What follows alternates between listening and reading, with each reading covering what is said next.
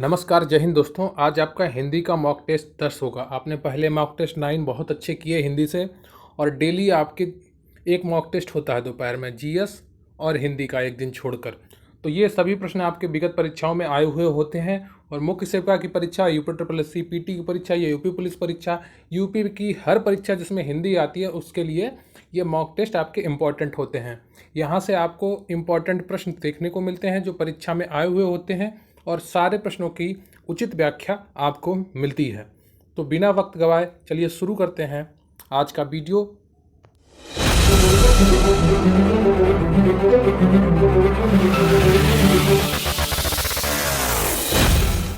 लेकिन आप उससे पहले किसी भी जानकारी के लिए टेलीग्राम पर QRC हेल्प सर्च करके मैसेज कर सकते हैं। आपको कोई भी जानकारी चाहिए तो टेलीग्राम पर आप QRC हेल्प सर्च करेंगे और उस पर मैसेज करके अपनी जानकारी या समस्या मुझे बता सकते हैं। वीडियो शुरू करूं उससे पहले मैं आपसे रिक्वेस्ट करूंगा कि आप वीडियो को लाइक कर लें, चैनल पर नए हैं तो सब्सक्राइब कर लें। आपके कमेंट बहुत ही महत्वपूर्ण होते हैं, तो जो भी प्रश्न मैं आपसे पूछा करूं उनका कमेंट बॉक्स में ज़रूर उत्तर दिया करिए, और वीडियो आपको कैसा लगा ये भी बताया करिए। हमारे टेलीग्राम चैनल को भी आप ज्वाइन कर सकते हैं, लिंक इसका डिस्क्रिप्शन बॉक्स में दिया हुआ है, और आप डायरेक्ट टेलीग्राम पर भी सर्च कर सकते हैं। और प्लीज़ वीडियो अंत तक देखा करें ताकि आपकी तैयारी पूरी हो सके। साइंस के वीडियोज़ आपके डेली अब आएंगे एक एक। आज साइंस का पहला वीडियो था जिसमें मैंने आपको पूरा विटामिन चैप्टर पढ़ाया है। इसी तरह आपकी पूरी साइंस डेली पढ़ाई जाएगी। फिर हिस्ट्री और हिंदी की भी क्लासेस आपकी बहुत जल्द ही शुरू हो जाएंगी। तो मुख्य सेविका के लिए ये सभी क्लासेस बहुत ही इंपॉर्टेंट है, तो ध्यान से पढ़ा करिए। ये आपकी यूपी ट्रिपल एससी पीटी की परीक्षा और मुख्य सेविका दोनों की परीक्षा की तैयारी एक साथ करवाएंगी। तो चलिए शुरू करते हैं आज का आपका मॉक टेस्ट 10। इसका पहला प्रश्न है कि शब्द की सबसे छोटी इकाई क्या कहलाती है। शब्द की सबसे छोटी इकाई क्या कहलाती है। ऑप्शन है स्वर, वर्ण, व्यंजन या आयोगवाह। बताइए इनमें से कौन सा ऑप्शन आपका सही है। शब्द की सबसे छोटी इकाई क्या कहलाती है। स्वर कहलाती है, या वर्ण कहलाती है, या व्यंजन कहलाती है, आयोगवाह कहलाती है। तो इसका सही उत्तर हो जाएगा आपका बी, वर्ण। तो शब्द की सबसे छोटी इकाई वर्ण कहलाती है। अब वर्ण के बारे में डिटेल से पढ़ लेते हैं। वर्ण को हम ध्वनि भी कह सकते हैं। तो शब्द की या भाषा की सबसे छोटी इकाई वर्ण या ध्वनि कहलाती है। हिंदी में कुल 52 वर्ण होते हैं। कितने वर्ण होते हैं? 52, जिसमें स्वरों की संख्या 11 होती है। कितने स्वर होते हैं? 11। मूल व्यंजनों की संख्या 33 होती है, और 2 आयोगवाह होते हैं, अंग और आह। 2 द्विगुण व्यंजन होते हैं, ढा और डा। ठीक है, ड और ढा। तथा 4 संयुक्त वर्ण होते हैं, जो छ, त्र, ज्ञ तथा श्र। ये क्या संयुक्त वर्ण होते हैं। तो इस तरह आपकी वर्णमाला विभाजित होती है। हिंदी में कुल 52 वर्ण होते हैं, जिसमें स्वरों की संख्या 11 होती है, मूल व्यंजनों की संख्या 33, और 2 आयोगवाह यानी कि अंग और आहा होते हैं। 2 द्विगुण ड और ढा होते हैं, तथा 4 संयुक्त वर्ण छ, त्र, ज्ञ तथा श्र होते हैं। ठीक है।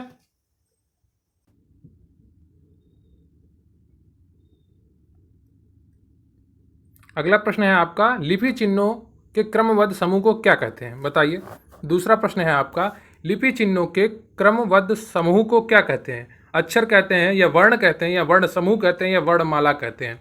बताइए इनमें से कौन सा ऑप्शन आपका सही है। लिपि चिन्हों के क्रमबद्ध समूह को क्या कहते हैं। तो लिपि चिन्हों के क्रमबद्ध समूह को वर्णमाला कहते हैं। क्या? डी, वर्णमाला।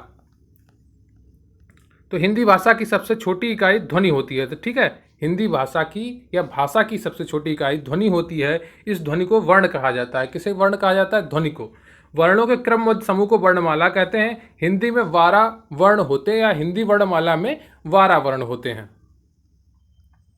आपका अगला प्रश्न है, मीठा की भाववाचक संज्ञा क्या है। बताइए मीठा की भाववाचक संज्ञा क्या है। मिठाई है, या मिठास है, या मीठी है, या मधुर है। बताइए इनमें से किससे भाव आपको उजागर हो रहा है। मिठाई, मिठास, मीठी, मधुर। इनमें से कौन सा ऑप्शन आपका सही होगा। तो मीठा की भाववाचक संज्ञा होगी आपकी मिठास। ठीक है, मिठास शब्द में भाव होता है, तो मीठा की भाववाचक संज्ञा मिठास होगी। वे संज्ञा शब्द जिससे व्यक्ति या वस्तु के गुण, धर्म, दशा या व्यापार का बोध होता है उसे भाववाचक संज्ञा कहते हैं। जैसे लंबाई, नम्रता, मिठास, बुढ़ापा आदि। ठीक है, तो लंबाई, नम्रता, मिठास, बुढ़ापा आदि ये क्या है? भाववाचक संज्ञाएं हैं। आपका अगला प्रश्न है, संबंधवाचक सर्वनाम है। बताइए इनमें से कौन सा शब्द है जो संबंधवाचक सर्वनाम है। कोई है या आप है या किस है या जिस है, बताइए। संबंधवाचक सर्वनाम कौन सा है? तो इसका कौन सा ऑप्शन आपका संबंधवाचक सर्वनाम सही हो जाएगा? तो इसका सही उत्तर हो जाएगा आपका चौथे का डी, जिस। ठीक है, जिस संबंधवाचक सर्वनाम है। तो जिस शब्द या संबंधवाचक सर्वनाम, जिस शब्द संबंधवाचक सर्वनाम में आता है, जिस सर्वनाम से वाक्य में किसी दूसरे सर्वनाम से संबंध स्थापित किया जाए, उसे संबंधवाचक सर्वनाम कहते हैं। जैसे जो, सो, जिस, जिसके, ये सब क्या है? संबंधवाचक सर्वनाम के उदाहरण हैं। कोई शब्द अनिश्चयवाचक सर्वनाम है, आप स्वयं या शब्द निजवाचक सर्वनाम है। जब आप क्या है? निजवाचक सर्वनाम है। अगला प्रश्न है आपका पांचवा, ये पहले भी आपका आ चुका है। तो उत्कर्ष एक कुशाग्र विद्यार्थी है। यहाँ कुशाग्र कौन सा विशेषण है? ये तो आपको आता होगा। परिमाण बोधक है या सार्वनामिक है या संख्यावाचक है या गुणवाचक है, बताइए। उत्कर्ष एक कुशाग्र विद्यार्थी है, यहाँ कुशाग्र कौन सा विशेषण है? परिमाण बोधक है या सार्वनामिक है या संख्यावाचक है या गुणवाचक है, बताइए। उत्कर्ष एक कुशाग्र विद्यार्थी है, यहाँ कुशाग्र कौन सा विशेषण है? तो इसका सही उत्तर हो जाएगा आपका पांचवें का डी, गुणवाचक विशेषण है। क्या? गुणवाचक विशेषण है। तो वह विशेषण जो संज्ञा या सर्वनाम के गुण स्वभाव का बोध कराते हैं, गुणवाचक विशेषण कहलाते हैं। जैसे कुशाग्र, नया, पुराना, मोटा, पतला, भला, बुरा, झूठा, सच्चा इत्यादि। ये क्या है? ये सभी गुणवाचक विशेषण है। तो वह विशेषण जो संज्ञा या सर्वनाम के गुण धर्म स्वभाव का बोध कराते हैं, गुणवाचक विशेषण कहलाते हैं। आपका अगला प्रश्न है, राम लक्ष्मण से पत्र लिखवाता है, बताइए। राम लक्ष्मण से पत्र लिखवाता है, इस वाक्य में क्रिया का कौन सा रूप है? निम्नलिखित में से सही उत्तर चुनें, बताइए। पूर्णकालिक क्रिया है या प्रेरणार्थक क्रिया है या संयुक्त क्रिया है या अपूर्ण क्रिया है, बताइए। राम लक्ष्मण से पत्र लिखवाता है, इस वाक्य में क्रिया का कौन सा रूप है? तो इस वाक्य में कौन सा क्रिया का रूप होगा? ये किसी और से काम करवा रहे हैं ना, तो क्या है इसमें? छठे का आपका हो जाएगा बी, प्रेरणार्थक क्रिया। ठीक है, यहां पर प्रेरणार्थक क्रिया हो जाएगी। तो प्रेरणार्थक क्रिया से तात्पर्य कर्ता द्वारा स्वयं न कार्य करके किसी दूसरे को तत्संबंधी कार्य करने हेतु प्रेरित करना होता है। ठीक है, तो संबंधी कार्य करने हेतु अगर आप प्रेरित कर रहे हैं तो वहां पर प्रेरित वो प्रेरणार्थक क्रिया होती है। उपरोक्त दिए गए वाक्य में राम लक्ष्मण से पत्र लिखवाता है में राम स्वयं पत्र ना लिखकर लक्ष्मण से पत्र लिखवाता है, इसलिए यहां पर प्रेरणार्थक क्रिया का प्रयोग हुआ है। आपका अगला प्रश्न है, निम्न शब्दों में पुल्लिंग शब्द कौन सा है? जाति, ठीक है, जाति, विधि, राशि या शशि, बताइए। इनमें से कौन सा शब्द पुल्लिंग है? जब भी आपको पुल्लिंग या स्त्रीलिंग पूछा जाए तो उसका वाक्य में प्रयोग किया जाता है। जब भी आपको वचन पूछे जाए तो उसको वाक्य में प्रयोग करके आप उसका सही उत्तर बड़ी आसानी से पता लगा सकते हैं। ठीक है, तो जाति होती है, विधि होती है, राशि होती है, पर शशि लड़के का नाम होता है। क्या? शशि लड़के का नाम होता है। तो इसका सही उत्तर क्या हो जाएगा? डी। ठीक है, शशि, डी। तो दिए हुए विकल्पों में शशि पुल्लिंग है, शेष शब्द विधि, राशि और जाति स्त्रीलिंग शब्द है। आपका अगला प्रश्न है, ठीक समय पर आना में कौन सा कारक है? कर्म है, करण है, संप्रदान है या अधिकरण है, बताइए। ठीक समय पर आना में कौन सा कारक है? ए, बी, सी, डी में कौन सा कारक है? तो इसका सही उत्तर आपका क्या हो जाएगा? ठीक समय पर आना।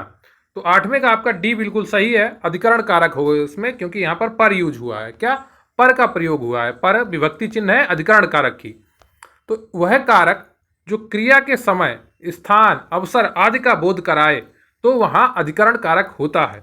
अधिकरण कारक का चिन्ह में पर है। ठीक है, आप इसका स्क्रीनशॉट भी ले सकते हैं और आप अच्छे से तैयारी कर सकते हैं। जब भी आपको लगे ये चीज़ नोट करनी है, अगर आप कॉपी पेन नहीं है आपके पास तो आप ऐसे स्क्रीनशॉट ले सकते हैं वीडियो के चलते, और आप उसे बाद में नोट कर सकते हैं। पर कोशिश किया करिए आप जो चीज़ें आपको नहीं आती उन्हें एक बार कॉपी में लिखें। स्क्रीनशॉट तो सेव होते हैं और फिर डिलीट हो जाते हैं, पर जो आप कॉपी में लिखते हैं वो तुरंत एक बार तो आपके दिमाग में चढ़ ही गया होता है, तब उसको आप जब रिवाइज करते हैं तो आपको बहुत जल्दी याद हो जाता है। तो वह कारक जो क्रिया के समय, स्थान, अवसर आदि का बोध कराए वहाँ अधिकरण कारक होता है। अधिकरण कारक के चिन्ह में और पर है। तो इसके उदाहरण क्या है? चिड़िया पेड़ पर बैठी है। ठीक है, यहाँ पर स्थान का बोध हो रहा। ठीक समय पर आना, तो समय का बोध हो रहा है। घड़े में पानी है, तो स्थान का बोध हो रहा है। अगला प्रश्न है आपका, निम्नलिखित में से कौन सा शब्द तद्भव है, बताइए। तीक्ष्ण है, ओखली है, नासिक है या पुत्र है। निम्नलिखित में से कौन सा शब्द तद्भव है, तो इसका सही उत्तर क्या हो जाएगा ए बी सी डी में, तो नौ का ओखली हो जाएगा। ठीक है, ओखली तद्भव शब्द है। तो एक तरफ तत्सम लिखे हैं और दूसरी तरफ तद्भव लिखे हैं। ठीक है, ये थोड़ा उल्टा हो गया, यहां पर ओखली उधर जाएगा, उलूखन इधर आएगा। ठीक है, तो तीक्ष्ण का तत्सम शब्द है, ये तीखा होता है, और ओखली उलूखन होता है। नासिक का नाक, ठीक है, और पुत्र का पुत होता है, पूत होता है। ठीक है, पुत्र का तद्भव क्या, पूत। नासिक का नाक, नासिका होता है। ठीक है, नाक को नासिका भी कहते हैं। और ओखली का उलूखन, तीक्ष्ण का तीखा। ये आप थोड़ा मिस टाइपिंग हो गया, इसे आप इग्नोर भी कर सकते हैं। अपमान में उपसर्ग है, बताइए कौन सा। आ है, मन है, मान है या अप है, बताइए। अपमान में कौन सा उपसर्ग है, ए बी सी डी, इसमें से कौन सा ऑप्शन आपका सही है। अपमान में कौन सा उपसर्ग है, ये तो आपको आता होगा ना। अप कैसे बनता, अपमान कैसे बनता है, आ प धन मान। ठीक, ये बन गया आपका अपमान। तो यहां पर क्या उपसर्ग हो जाएगा, डी, अप। तो अपमान में अप उपसर्ग का प्रयोग किया गया है। ऐसे शब्दांश जो शब्दों के आदि में जुड़कर या शुरुआत में जुड़कर उनके अर्थ में कुछ विशेषता लाते हैं, उपसर्ग कहलाते हैं। अब से बनने वाले अन्य शब्द हैं अपयश, क्या है, अपयश, अपकार आदि। आपका अगला प्रश्न है, बच्चा में पन प्रत्यय जोड़ने से निर्मित शब्द है, बताइए। बच्चा में अगर पन प्रत्यय जोड़ दिया जाए तो क्या शब्द बनेगा, बच्चापन बनेगा या बचावन बनेगा या बचावपन बनेगा या बचपन बनेगा, बताइए। इनमें से कौन सा ऑप्शन आपका सही होगा। बच्चा में पन प्रत्यय जोड़ने से निर्मित शब्द क्या होगा, तो आपने बचपन ही सुना होगा, बाकी सब तो नहीं सुना होगा ना। तो डी ऑप्शन आपका पूरी तरह सही हो जाएगा। पन प्रत्यय से बनने वाला शब्द बचपन है। शब्दांश जो शब्दों के अंत में जुड़कर उनके अर्थ में कुछ विशेषता लाए उन्हें प्रत्यय कहलाते हैं। पन प्रत्यय से बनने वाले अन्य शब्द लड़कपन, लड़का प्लसपन, कालापन और धीमापन, ये सब क्या है, पन प्रत्यय के उदाहरण हैं। आपका अगला प्रश्न है, हिंदी में कृत प्रत्ययों की संख्या कितनी है, बताइए। हिंदी में कृत प्रत्ययों की संख्या है 28 है या 30 है या 42 है या 50 है।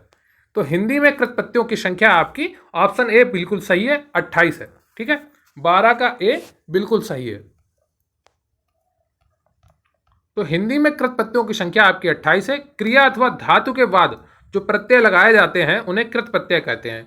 जब क्रिया या धातु के बाद जो प्रत्यय लगाए जाते हैं उन्हें कृत प्रत्यय कहते हैं। कृत प्रत्यय के मेल से बने शब्दों को कृदंत कहते हैं। क्या कहते हैं, कृदंत कहते हैं। जो कृत प्रत्ययों के मेल से शब्द बनते हैं उन्हें कृदंत कहते हैं।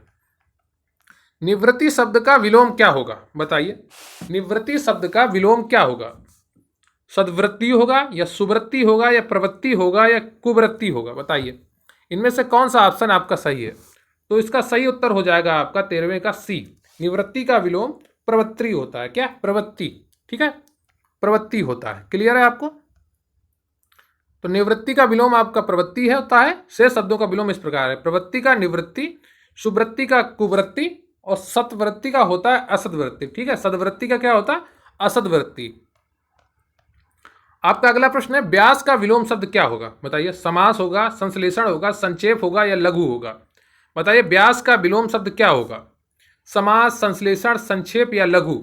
तो 14 का ऑप्शन आपका सही हो जाएगा ए। व्यास का विलोम शब्द होता है समास। ठीक है, तो व्यास का विलोम शब्द समास होता है, जबकि संक्षेप का अर्थ विलोम विस्तृत अथवा लघु का विलोम दीर्घ है। ठीक है, तो व्यास का विलोम समास, संक्षेप का विलोम विस्तृत और लघु का विलोम दीर्घ होता है। आपका अगला प्रश्न है, धूसर का पर्यायवाची होगा। यह भी बहुत ही इंपॉर्टेंट है, ये कई बार आपकी परीक्षाओं में पूछा जा रहा है। आज आपके साइंस की क्लास शुरू हुई है, मैंने आपको साइंस का एक टॉपिक विटामिन पढ़ा दिया है। अगर आपने अभी तक वो वीडियो नहीं देखा है तो प्लीज़ जाके देखें और रेगुलर नोट्स बनाएं, रेगुलर क्लास लीजिए। सफलता उन्हीं को मिलती है जो पहले से शुरुआत कर देते हैं पढ़ाई की। लास्ट में पढ़ने वालों को सफलता नहीं हासिल होती है। तो कोशिश करिए कि आप अभी से पढ़ाई शुरू कर दें अच्छे से समय निकाल के। तो धूसर का पर्यायवाची क्या होगा, खनक होगा, सदन होगा, बेसर होगा या गजवदन होगा। तो धूसर का सही पर्यायवाची होगा इसमें से 15वें का आपका सी, वेसर। ठीक है, यह भी प्रश्न कई बार परीक्षाओं में पूछा जाता है। तो धूसर का पर्यायवाची शब्द है वेसर, खर, गंधर्व, राशव, वैशाख नंदन, गधा। खनक का पर्यायवाची होगा दस्यु, तस्कर, रजनीचर, साहसिक, मूषक, कुंभिल। और सदन का पर्यायवाची होगा भवन, आलय, निकेतन, शाला, कुटी। और गजवदन का पर्यायवाची होगा मोदक प्रिय, मूषक वाहन और भवानी नंदन। ठीक है, गजवदन का क्या होगा? मोदक प्रिय, मूषक वाहन, भवानी नंदन। अगला प्रश्न है आपका, कर का अर्थ नहीं होता है। बताइए इसमें से कौन सा ऑप्शन है जिसका अर्थ कर से नहीं होता? कर एक आपका अनेकार्थी शब्द है। तो सूर्य होगा क्या अर्थ कर का? क्या हाथ होगा? क्या किरण होगा? क्या टैक्स होगा? तो हाथ तो होता है ना, कर आग्रे वस्ते लक्ष्मी, तो कर मीन्स हाथ हो जाता है वहां पर। किरण तो होता ही है कर का, और टैक्स को तो कर कहते ही हैं। तो क्या आपका सही उत्तर हो जाएगा इसमें? इसमें सही उत्तर आपका हो जाएगा ए, सूर्य। तो प्रश्नगत विकल्पों में कर का अर्थ सूर्य है नहीं होगा। कर एक अनाकार्थी शब्द है, इसके अन्य अर्थ हाथ, टैक्स, किरण, सूढ़ है। ठीक है, हाथ, टैक्स, किरण, सूढ़ है। आपका अगला प्रश्न है, वह भाई जो अन्य माता से उत्पन्न हुआ हो क्या कहलाता है? बताइए। वाक्यांश के लिए एक शब्द से जुड़ा हुआ यह प्रश्न है आपका। वह भाई जो अन्य माता से उत्पन्न हुआ हो क्या कहलाता है? अन्योदर, दूरस्थ, औरस या सहोदर? इनमें से कौन सा ऑप्शन आपका सही है? अन्योदर, दूरस्थ, औरस या सहोदर? तो इसका सही उत्तर हो जाएगा आपका ए। ठीक है, 17 का ए आपका बिल्कुल सही है, अन्योदर। अन्य धन उदर, ठीक है, किसी और के पेट से, तो क्या हो गया? अन्योदर। वह भाई जो अन्य माता से उत्पन्न हुआ हो अन्योदर कहलाता है, जबकि एक ही माता से उत्पन्न संतानों को सहोदर कहते हैं। क्या कहते हैं? सहोदर कहते हैं। अगला प्रश्न है आपका, वह स्त्री जो छिपकर अपने प्रिय से मिलने जाती है क्या कहलाती है? बताइए। वह स्त्री जो छिपकर अपने प्रिय से मिलने जाती है क्या कहेंगे उसको? प्रेमिका, नायिका, अभिसारिका या मननी? बताइए इनमें से कौन सा ऑप्शन आपका सही है? वह स्त्री जो छिपकर अपने प्रिय से मिलने जाती है उसको क्या कहते हैं? प्रेमिका, नायिका, अभिसारिका या मननी? यह भी आपका परीक्षा में पूछा हुआ प्रश्न है, तो इसका सही उत्तर हो जाएगा अभिसारिका। वह स्त्री जो छिपकर अपने प्रिय से मिलने जाती है उसे अभिसारिका कहते हैं। प्रेम करने वाली स्त्री को प्रेमिका कहते हैं। अगला प्रश्न है आपका 19वां, महाशय का संधि विच्छेद क्या होगा? मह प्लस आशय, महा प्लस आशय, महा प्लस शय या मह प्लस अशय? बताइए क्या उसका सही उत्तर होगा? महाशय का सही संधि विच्छेद क्या होगा? तो आपका 19 का सही हो जाएगा इसमें बी, महा प्लस आशय। इसमें दीर्घ स्वर संधि हो। ठीक है, इसमें कौन सी संधि है? दीर्घ स्वर संधि है। दीर्घ स्वर संधि में क्या होता है? इसके नियमानुसार यदि हस्त स्वर या दीर्घ आ ई उ री के पश्चात क्रमशः हस्त या दीर्घ स्वर आए, आ ई उ री स्वर आए, तो उनका दोनों को मिलकर दीर्घ हो जाता है। ठीक है, आ का आ हो जाएगा बड़ा वाला, ई का ई हो जाएगा, ऊ का ऊ हो जाएगा और री का तो री हो ही जाएगा। ठीक है, तो जैसे धर्म प्लस अर्थ धर्मार्थ, यहां पर भी दीर्घ स्वर संधि है। महा प्लस आत्मा महात्मा, यहां पर भी दीर्घ स्वर संधि है। अति प्लस ईव अतीव, यहां पर भी दीर्घ स्वर संधि है। आपका अगला प्रश्न जो अंतिम प्रश्न होगा, शीतूर्त का संधि विच्छेद कौन सा है? सी प्लस ऋतु, सीता प्लस ऋतु, शीत प्लस ऋतु, शीत प्लस ऋतु? बताइए, शीत प्लस ऋतु, इसमें से कौन सा उत्तर आपका सही है? तो इसका सही उत्तर हो जाएगा ऑप्शन सी, शीत प्लस ऋतु। ठीक है, तो शीतोर्तु का संधि विच्छेद आपका शीत प्लस ऋतु है। यहां गुण संधि है। कौन सी संधि है? गुण संधि। संधि के नियमानुसार आ या आ के बाद री आए तो दोनों मिलकर अर हो जाते हैं। क्या हो जाते हैं? अर हो जाते हैं। तो अब आपकी बात कर लेते हैं मुख्य सेविका स्पेशल पीडीएफ बैच के बारे में। तो इस कोर्स की फीस आपकी मात्र 300 रुपये है। ठीक है, पूरे कोर्स की फीस मात्र 30 रुपये है, 300 रुपये है। बैच का नाम मुख्य सेविका गरिमा बैच है। ठीक है, मुख्य सेविका गरिमा बैच है। सभी क्लास की पीडीएफ आपको मिलेंगी और यहाँ पर नोट्स की पीडीएफ भी आपको प्रोवाइड की जाएंगी। 10 फुल पेपर जैसे मॉक टेस्ट और उनका सोल्यूशन कराया जाएगा जब आपका सिलेबस आ जाएगा उसके बाद। जब तक आपका ऑफिशियल सिलेबस नहीं आता तब तक आपको 10 फुल मॉक पेपर जैसे मॉक टेस्ट नहीं मिलेंगे। ठीक है, वो सिलेबस के बाद ही, ताकि आपको बिल्कुल सटीक पढ़ाई आपकी कराई जा सके। हर समय आपको उचित मार्गदर्शन मिलेगा। आप जब भी किसी परेशानी में हो, जब भी आपको कुछ समझ में ना आए, जब भी आपका मनोबल डाउन हो रहा हो, आप मुझे मैसेज कर सकेंगे और मुझसे बात कर सकेंगे। नौकरी को गारंटी दिलाने वाली तैयारी कराई जाएगी आपको और मोटिवेशन दिया जाएगा और पूरी स्ट्रेटजी यानी कि प्लानिंग बताई जाएगी कि क्या पढ़ें और कैसे पढ़ें, किस किस समय तक पढ़ें, जिससे आपको सफलता हर हाल में मिले। ठीक है, अन्य बहुत कुछ चीज़ें भी आपको साथ में मिलेंगी ताकि आपका पूरा ध्यान पढ़ाई पर लगा रहे और आपको सफलता मिले। बैच से जुड़ने के लिए आप टेलीग्राम पर QRC हेल्प सर्च करके मैसेज करें और प्लीज़ मैसेज में आप अपना नाम और शहर का नाम भी लिखा करें ताकि मुझे पता चल सके आप कहाँ से और आपका नाम क्या है।